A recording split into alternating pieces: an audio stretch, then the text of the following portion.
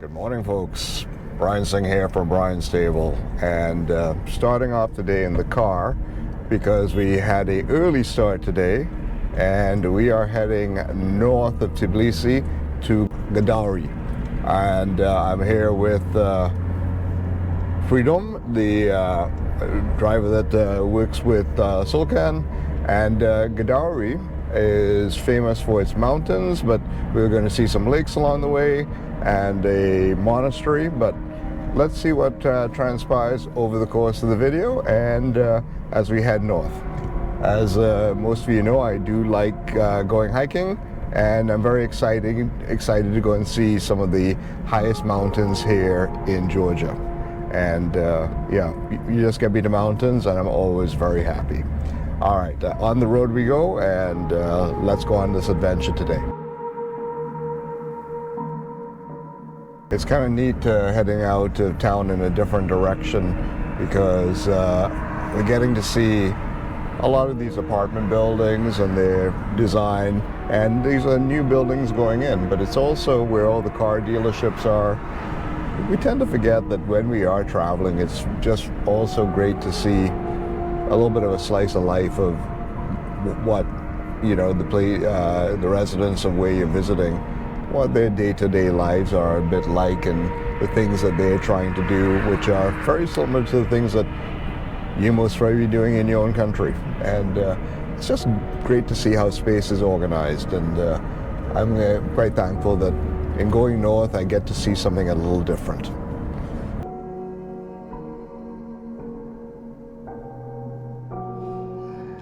We're having a stop here in Anuri, and so I'm going to take a run across the road. One thing that I noticed on the way here, and it's hard not to ignore, is this is a massive reservoir over here. Holy crap, does it go on forever?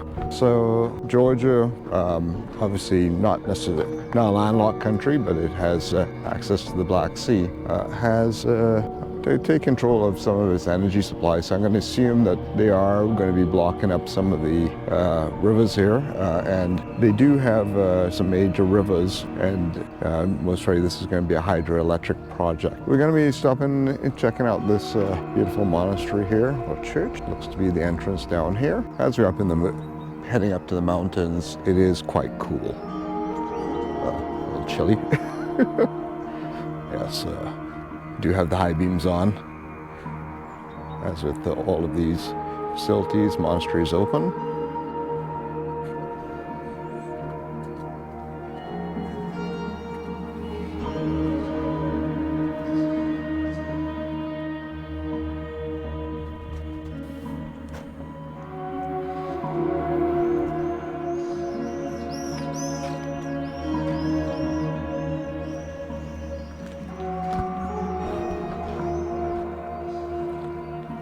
This area is known as Anuri.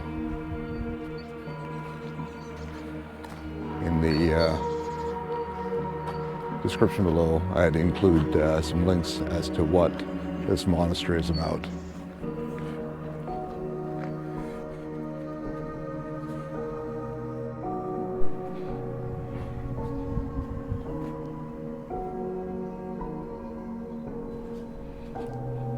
Everything is locked up. Looks like a lot of renovations are going on here. It's probably part of a renovation project to restore this monastery to its former glory. It's beautiful. It's a beautiful setting. Interesting, somewhat abandoned site, but looks like they are rehabilitating it to some of its former glory. As you're up in the mountains, see a lot of these high bridges that are traversing the valleys, and the welcoming committee over here with all the puppies.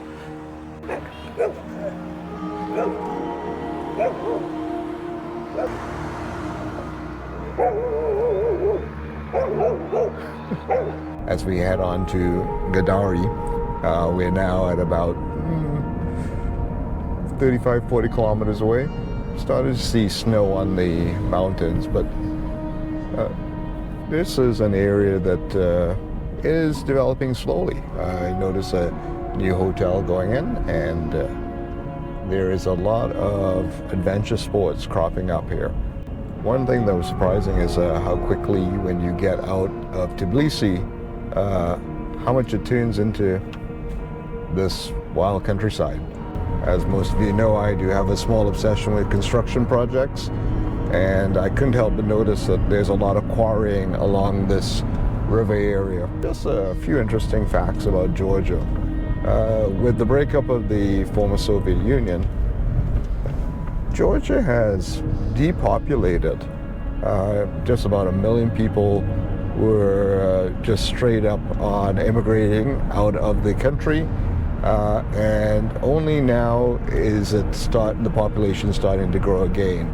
So it is now at about 3.7 million, and 1/3 of those people live in Tbilisi. And that's another odd phenomena about the country. It has such an overwhelmingly large capital relative to the population of the entire country. The next biggest town is Batumi, and that's about 160,000 plus. So whereas Tbilisi would be at about 1.2 million, yeah, it really dwarfs every other city in the country. Hence, that when you are going to visit Georgia, expect to be using Tbilisi as a base to do a lot of the activities in the eastern part of the country before you move on to places like Kutaisi and Batumi. And it is getting way more mountainous as we get closer to Gudauri. I can't emphasize enough, even though, you know, our impression of what Georgia may be, the roads here are excellent, and it's very easy to move around the country, even in this mountainous area. So this is one of the routes. If you are traveling between Georgia and Russia, this is the one that you'd use, and it's going to be a high mountain pass. Sulhan mentioned to me is that there are a number of ski areas in Georgia. This is one, and you can see how the hospitality infrastructure is starting to fill in around that. But also towards the Black Sea, which is just south of Sochi, which hosted the Winter Olympics.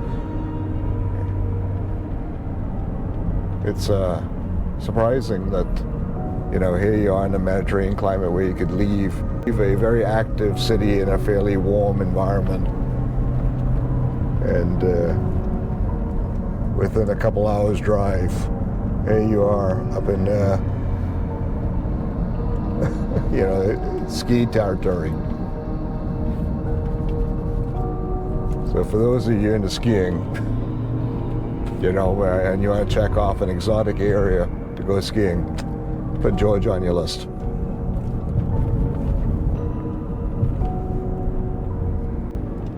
And here we are, Gudauri. Ski rental over there.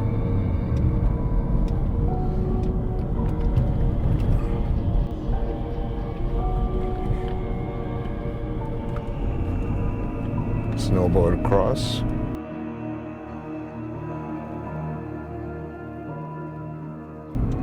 There's some big hotels around here.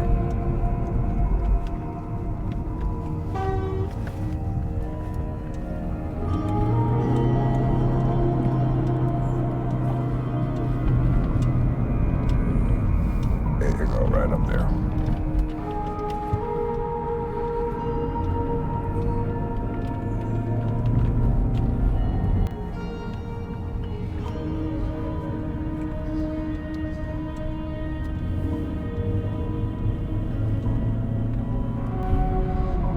It's quite the sight.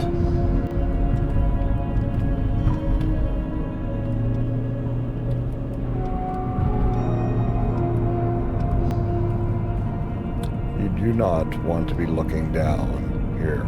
It's quite a frightening drop.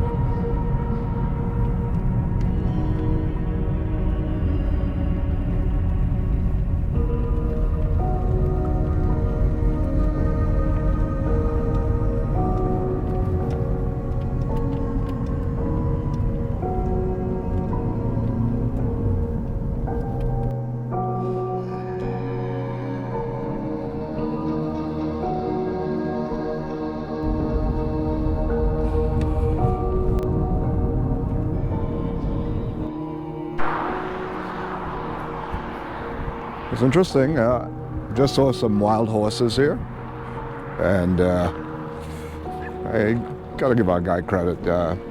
Instead of paying for parking, he just hangs out outside here. But the views from here are spectacular. Of course, I forgot my jacket, and I'm just going to freeze just a little bit for a little while. But one of the things, this is one of the most important lessons I learned when I first went to Canada. Just relax, you know, drop your shoulders, do not tense up, and you don't feel as cold. You know, you keep your blood flow going. I just keep using that technique, and that just allows me to just feel less cold. If you look around here, you think that this is the polar territory with all these mountains.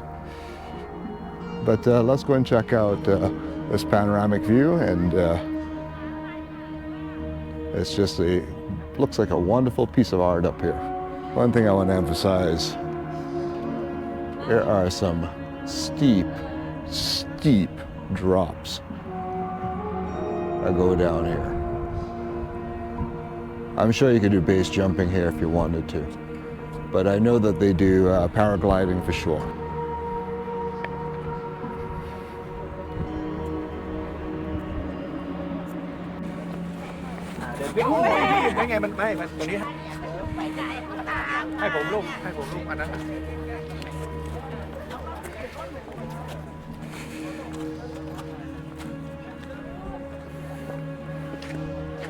Wow, that's quite the piece of art.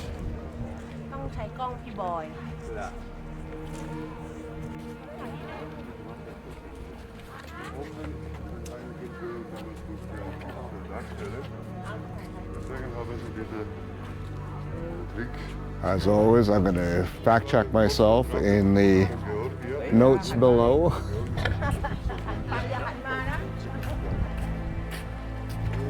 But this does seem to tell some sort of story of 200 years of Georgia.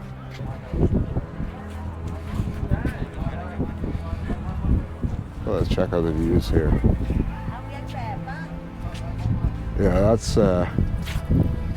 that's easily about a 1,000-meter drop down there. Yeah, straight down the valley.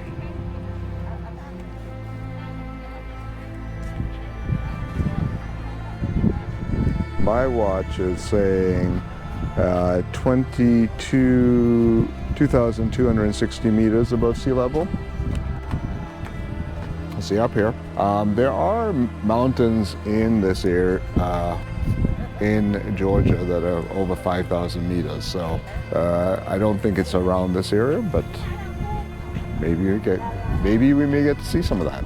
But as this one here, my watch tells me it's about 12 degrees Celsius. It's quite cool, but I'm putting on my Canadian face here and thinking that this is not that uncomfortable. And as with everything else, you're always going to find people putting graffiti on public art. More of that drop. And I get to do almost a selfie in front of here. That's beautiful. It's a nice little panorama here. And that appears to be the highest peak in the area here. This was a great stop and well worth the trip just to get this view. It's amazing. Here we were, you know, in wine country yesterday, and it's quite hot in Tbilisi on the weekend, over the last couple of days. And here you are, up in the mountains amidst snow.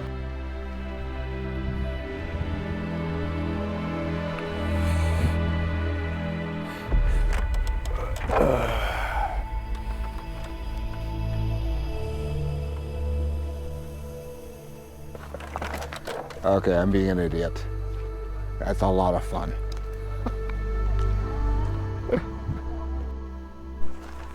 Okay, I'm gonna head back to the car now.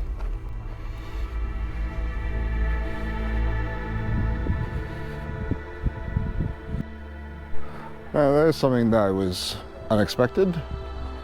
Some skidoos. snowmobiles. Maybe a bit more difficult to ride in these current conditions, but I'm sure in winter, this area is going to get a lot of snow.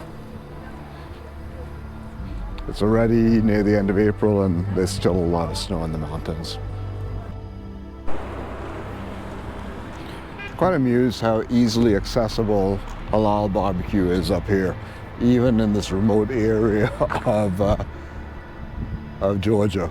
But it's a hotel, it's a resort area, off skiing, and so Arabic and Indian food. Nice to have the choice. Fridon said that the road here is a pass to Russia, and Russia is 20 kilometers that way. So I may not be far off from what Sarah Palin may say. I could see Russia from my window.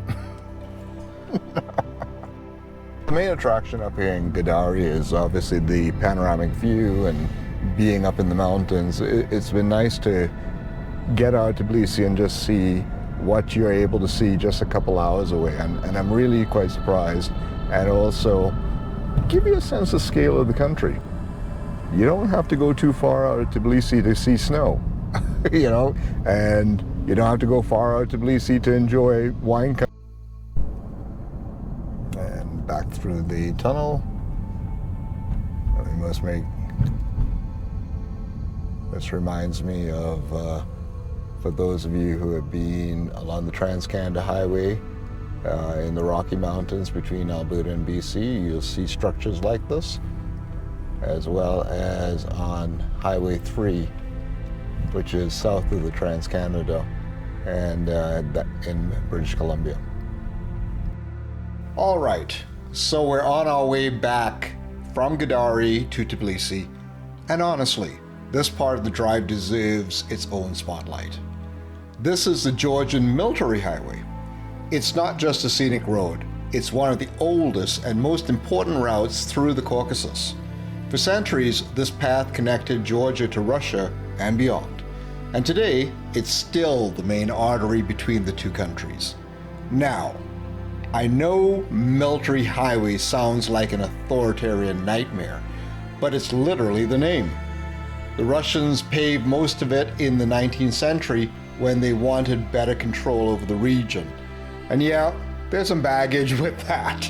But today, it's mostly tourists, truckers, and road trippers like us. You'll see everything from beat-up Ladas to brand new Toyota Land Cruisers hitting the road. And depending on the season, things can get wild. In winter, parts of it get closed because of snow and avalanches. They even use Soviet-era avalanche tunnels in some spots. There's actually been talk over the years about whether Georgia should invest in a new route or improve this one.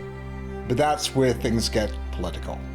See, because this road is the only real direct land connection between Georgia and Russia, it's a hot topic. Georgians, given current events, are justified in being wary about how much trade and traffic flows through here, especially considering the rocky relationship between the two countries. But at the same time, this highway is essential, not just for economics, but for the people who live in the mountain towns up here and rely on it to get anywhere. Driving on this road is an experience. You're constantly weaving around turns, climbing up and down steep passes, and hoping the weather stays on your side.